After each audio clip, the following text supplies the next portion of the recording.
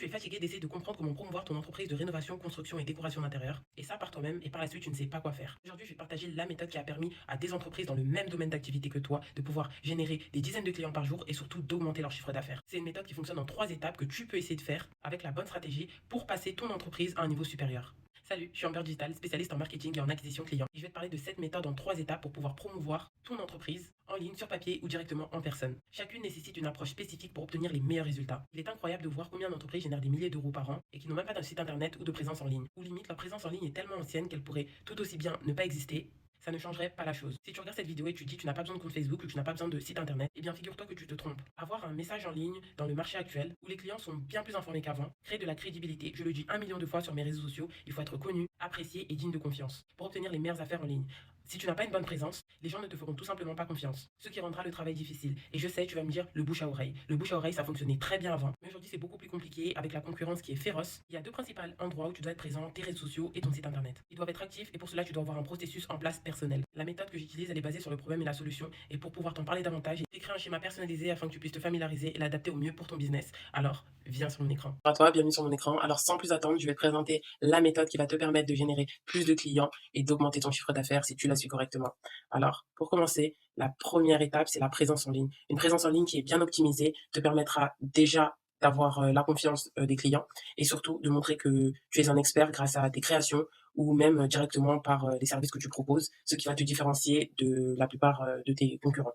Alors, si tu n'as pas de site internet, il est important alors, si tu n'as pas de site internet, il est important d'avoir un site internet parce que le site internet, ça va vraiment être l'endroit où tu vas être visible, l'endroit où des gens vont te trouver si on te recherche sur Google et surtout pouvoir partager ton savoir-faire et ton expertise. Dans un premier temps, ton site internet doit être référencé SEO. Qu'est-ce que le SEO? Le SEO, c'est Search Engine Optimization. C'est les mots-clés que tu vas mettre sur ton site internet qui vont pouvoir donner la facilité à une personne de te retrouver. Exemple, là, je vais aller sur Google et je vais taper entreprise de rénovation. Allez, je vais mettre une ville, Céris. Céris. Donc, je vais tomber sur toutes les entreprises de rénovation qui déjà ne font pas de publicité. Donc, on va passer toutes les entreprises sponsorisées et on va tomber sur les entreprises qui sont dans la zone de Céris dans le 77. Les entreprises qui ont le meilleur SEO seront plus susceptibles d'être en top de recherche en dessous de ceux qui font de la publicité. Donc là, comme vous pouvez voir, j'ai pas forcément beaucoup d'entreprises avec un bon référencement, mais je vais aller sur cette entreprise-là.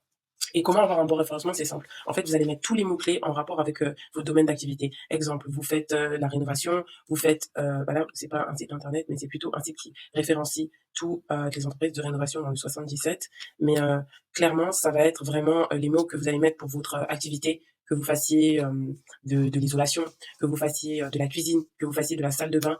Il faudrait que tous ces mots-clés soient mis sur votre site internet afin que vous soyez facilement trouvable. Dans un second temps, votre site internet doit être attrayant. Parce que c'est bien beau d'avoir un site internet, mais si votre site internet ressemble à un site internet des débuts des années 2000, ça donne même pas envie de cliquer dessus et de naviguer. Donc forcément, les gens vont pas forcément être intéressés. Là, il y a un site internet que je trouve qui est très bien fait, avec une présentation un petit peu des travaux qu'ils font. Le site internet, il est dynamique, il y a de la vidéo, il y a de l'animation, il y a de la vie, et ça donne vraiment envie. Et là, directement, on tombe sur le devis. Là, il y a les différents services qu'ils proposent. Et dans les réalisations aussi, on a les réalisations qu'ils ont fait. Donc là, on peut essayer de visualiser et comprendre comment l'entreprise fonctionne, comment elle peut adapter les besoins justement du client avec ce qu'elle fait déjà. Personnellement, je trouve que leurs travaux sont magnifiques. Il y a pas mal de choses. Donc là, vous voyez un petit peu un site internet qui est fait correctement. C'est un site internet comme ça. On n'a pas besoin de cliquer partout.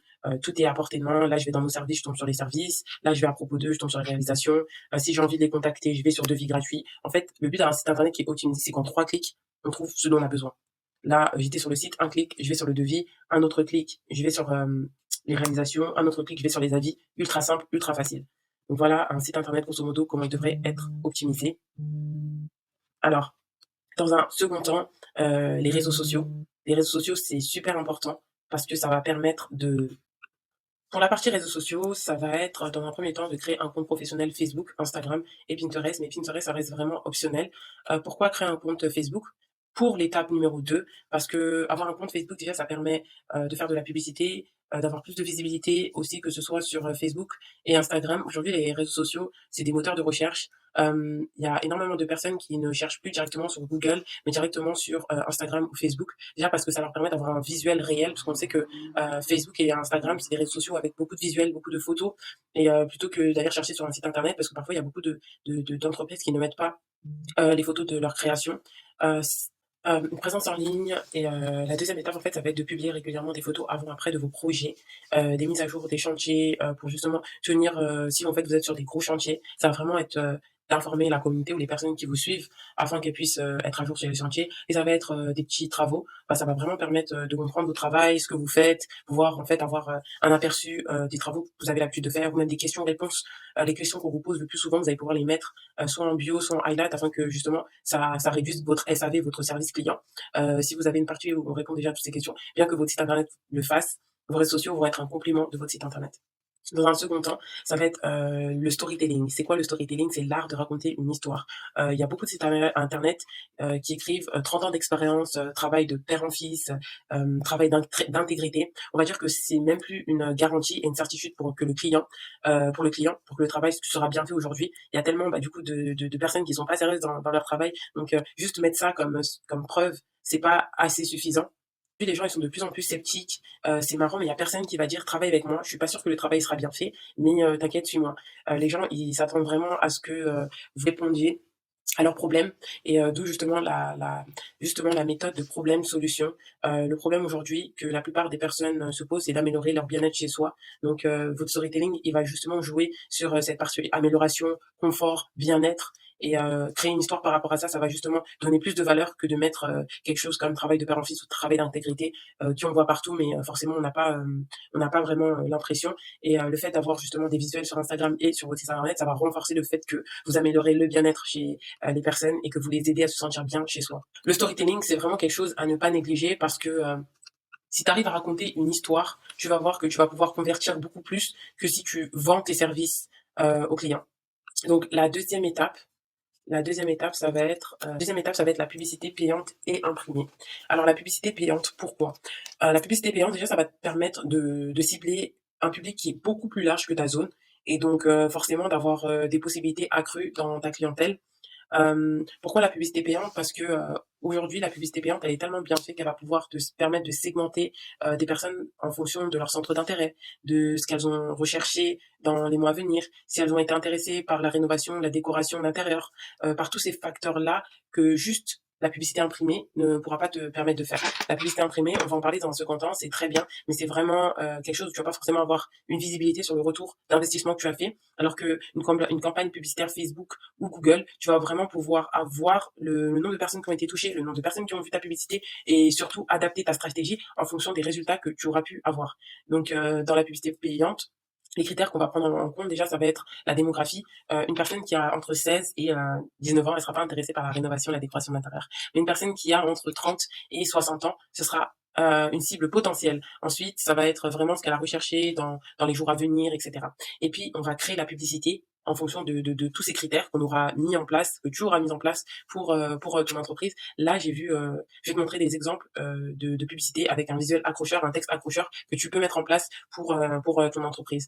Alors donc là, on est directement. Alors dans la publicité, il y a différents types de formats. T'as les vidéos, t'as le texte, t'as les carousels, et t'as justement des créatives visuelles, où là, ça c'est un petit peu ce qui se fait dans le secteur de la rénovation, avec justement des offres de transformation, avec des offres de changement, enfin, toutes ces choses-là.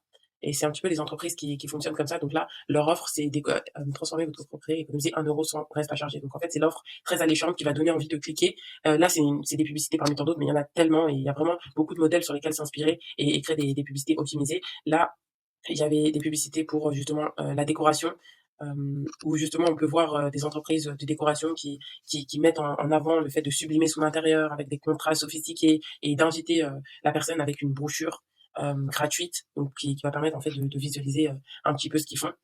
Quand on fait de la publicité, c'est toujours intéressant par la suite de soit les emmener directement vers un tunnel, c'est-à-dire une page qui va récolter du coup leurs données pour déjà comprendre s'ils sont dans quelle étape de quel processus du projet ils en sont. Est-ce que c'est une demande imminente? Est-ce que c'est une demande dans les 3 mois? Est-ce que c'est une demande dans les 6 mois? Ça va vous permettre déjà de filtrer et dans un second temps comprendre leur budget et par la suite les rappeler parce que faire de la publicité c'est bien, mais si au final la personne elle vous a contacté sans vraiment sans vraiment qu'elle ait envie de faire des travaux ou autre, ce sera peut-être pas un client potentiel. Alors que si vous avez un tunnel avec un questionnaire qui filtre le prospect, vous allez pouvoir le rappeler et lui proposer du coup le meilleur devis.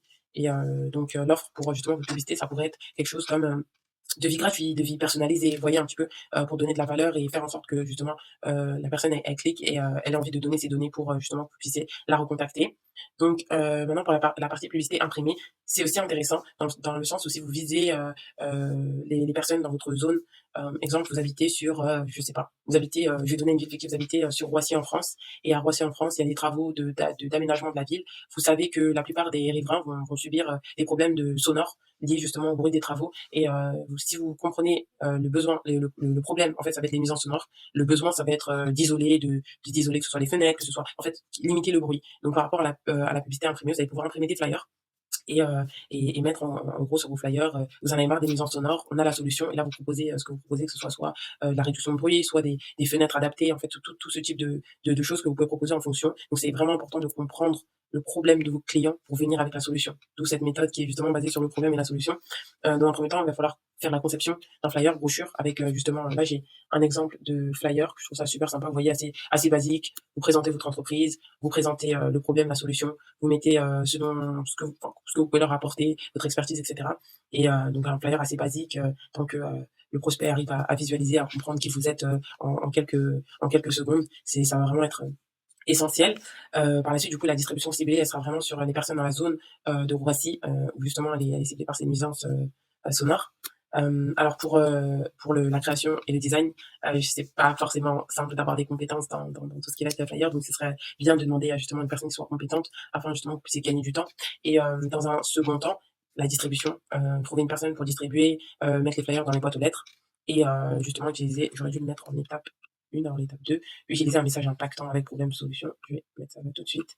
Moi personnellement, c'est une méthode qui est très bien, mais c'est une méthode qui est difficilement chiffrable parce que vous n'allez pas savoir combien de personnes ont vu le flyer, vous n'allez pas savoir combien de personnes sont intéressées, si vous allez forcément le savoir parce qu'elles vont vous contacter, mais le retour par rapport à la publicité qui est beaucoup plus intéressant parce que vous allez vraiment pouvoir adapter. Là, vous allez dépenser dans des flyers, mais on n'aura pas forcément de visibilité sur ce que ça vous aura apporté. Alors que justement, quand on est sur la publicité, sur les réseaux sociaux, que ce soit Google ou Facebook, on connaît exactement le retour sur investissement de chaque centime dépensé. Mais ça peut être très bien pour justement de la publicité assez locale.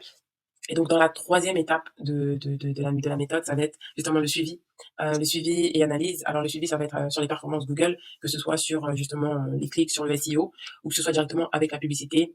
Le but, en fait, pourquoi c'est une étape importante? Parce que chaque analyse va vous permettre de réajuster votre stratégie, de l'adapter au mieux et de faire mieux. Comme on dit souvent, quand on essaye quelque chose et qu'on se trompe, la deuxième fois, on est encore plus bon parce qu'on a appris de ses erreurs. Mais c'est un petit peu ça. Lorsque vous faites de la publicité, qu'il y a quelque chose qui n'a pas fonctionné, on l'adapte, on change, on améliore et à la fin, on se rend compte qu'on est meilleur sur la première publicité que sur la deuxième parce qu'on a vraiment compris la cible et que le message est passé. Est passé. Alors, il y a l'optimisation continue avec l'ajustement de la stratégie, les recueils de données, les tests AB. Alors, les tests AB, ça va vraiment être du coup des tests afin de voir quelle publicité est la meilleure, quelle stratégie est la meilleure. Donc tout ça, en fait, ça va être dans la partie publicité, dans la partie analyse. Et puis dans l'étape suivante, ça va vraiment être une fois que la stratégie publicitaire a été mise en place correctement, ça va être d'inclure des témoignages clients. Il y a beaucoup de vidéos aujourd'hui qui fonctionnent avec des personnes qui sont satisfaits du travail et donc eux directement ils acceptent de faire des vidéos, du storytelling et ça renforce en fait lorsque vous faites de la publicité d'avoir des témoignages clients sur votre publicité ou sur votre annonce publicitaire. Alors, si cette méthode est faite correctement, vous allez avoir toutes les données, vous allez pouvoir adapter et connaître au mieux le type de personnes intéressées par vos services. Un bon marketing consiste en général à emmener les gens à vous connaître et par la suite à vous aimer et à vous faire confiance. Mieux vous raconter l'histoire du problème qu'ils ont, pourquoi ils pourront le régler avec vous, plus vite ils obtiendront une confiance. Cela va les aider à se sentir plus à l'aise et à solliciter vos services. Créer un environnement riche à l'histoire n'est pas une publicité à large spectre sur tout ce que vous faites en tant qu'entreprise et vous verrez beaucoup de choses pour tirer tous les bénéfices de cette stratégie. Soyez en ligne, utilisez la publicité, que ce soit en papier ou directement en ligne avec un bon storytelling. C'est tout pour moi. Merci d'avoir regardé la vidéo jusqu'au bout. Si vous avez des questions spécifiques à ce sujet, contactez-moi, je pourrai répondre à toutes vos questions. Je pourrai même vous donner des conseils gratuitement via un appel de découverte. Et n'oubliez pas de vous abonner pour ne manquer aucune de mes vidéos.